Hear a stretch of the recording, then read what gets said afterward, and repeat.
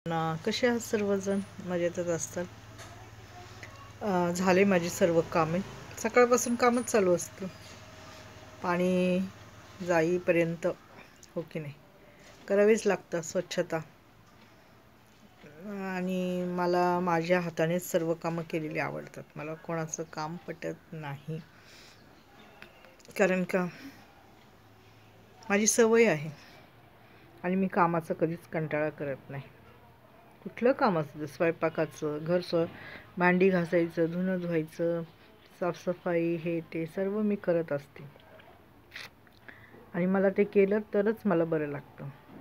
मी माझ्या मावशीच्या घरी जाते ना, तरी पण मी तिथे पण त्यांच्याकडे 2-2 कामवाले बाई आहेत, परंतु मी माझ्या मनाने मला जे आवडेल ते मी करत असते. स्वच्छते म्हणजे भांडी वगैरे मला ना त्यांनी घासलेली आवडत नाहीत, मग मी माझीच घासून घेते चांगली, आणि नंतरच मी स्वयंपाक करते.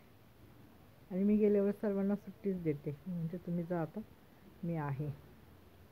तर असं आहे बघा, चालायचं. जी बाई स्वतःच्या हाताने पहिल्यापासून काम करते ना, तिला कधीच दुसऱ्याच्या पटणार नाही काम, माहिती आहे का? असं असतं बघा.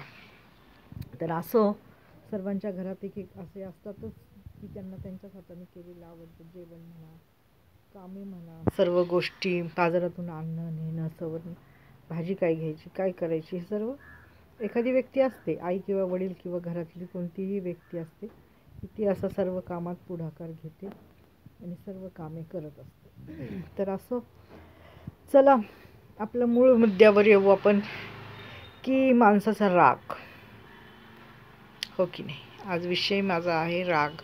रागामुळे अनेक ठिकाणी अनेक लोक किंवा अनेक गोष्टी घडत राहिल्या, नाही का? आणि आडमुठपणा, आडमुठपणा ह्याला म्हणतात की सरळ वाट दिसती तरी पण ती वाट सोडायची आणि काटेकुट्याच्या वाटेने जायचं, ह्याला म्हणतात आडमुठपणा. आणि एखाद्याच्या चांगल्या कामात विघ्न कसं आणायचं आणि त्याला त्रास कसा द्यायचा, ह्याला म्हणतात आडमुठपणा, म्हणजे निव्वळ मूर्खपणा.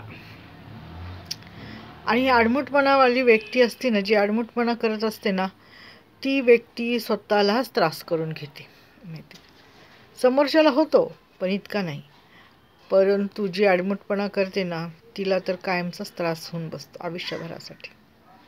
मी काय बोलते, माझं काय म्हणणं आहे बघा, व्यावहारिक आहे. जी गोष्ट आपल्याला पटते ना, म्हणजे आपल्याला चांगली वाटते ना आपल्या मनाला, की अरे बाबा नाही तर आपण काही करू शकत नाही, आपलं काही चालू शकत नाही, आणि आपल्याला ही गोष्ट कालांतराने तरी करायचीच आहे, आज पण करायची, उद्या पण करायची, मग कशाला नातेसंबंधात आडमुठपणा आणायचा? परंतु नाही, मी किती शहाणी, मी किती शहाणा, असं प्रत्येकाला वाटत असतं आणि त्यामुळं त्या गोष्टी घडत असतात. अनुभवी व्यक्ती असं करत नाही. ती काय करते, सोडून टाकते. ती म्हणते अरे जाऊ द्या, कालांतराने ह्या गोष्टी ह्यांना कळून येतील, माहीत पडतील की काय आहे काय नाही आहे. आणि आडमुठपणा करणारी व्यक्ती ही तिच्या मनामध्ये भयंकर राग असतो आणि त्या रागापोटीच ती असं प्रत्येक वेळी एखाद्याच्या चांगल्यापणात आडमुठपणा आणण्याचा प्रयत्न करत असते, ओके नाही? तर असं राग हा माणसाचा सर्वात मोठा शत्रू आहे. आणि रागामुळे माणसांचं, म्हणजे प्रत्येक माणसाचं, मी का असे ना, भयंकर नुकसान होतं. आणि राग खूप किती आणायचा, काय आणायचं, ह्याचं मोजमाप नाही आहे. राग हा माणसाचा सर्वात, म्हणजे विचार, त्याला चांगले विचार असले तरी त्याला रागामुळं तो विचार मारून टाकला जातो आणि त्याच्यामध्ये सैतान शिरला जातो. आणि तो आपल्या रागाचं उत्तर हाणामारी किंवा घाणशिव्या किंवा घाणेरडं बोलणं किंवा हात उगारणं, हे असे प्रकार तो करत असतो. आणि त्याचा राग आणावर, म्हणजे त्याला त्याचा राग स्वतःचा कंट्रोल होत नाही.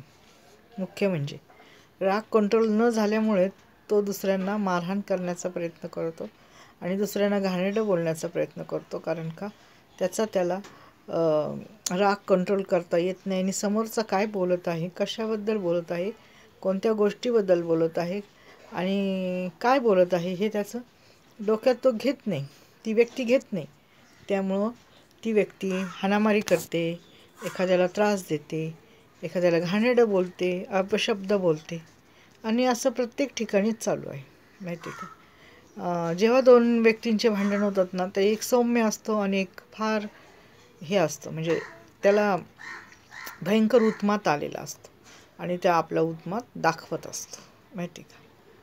धन्यवाद. तर असंच असतं बघा सगळीकडे.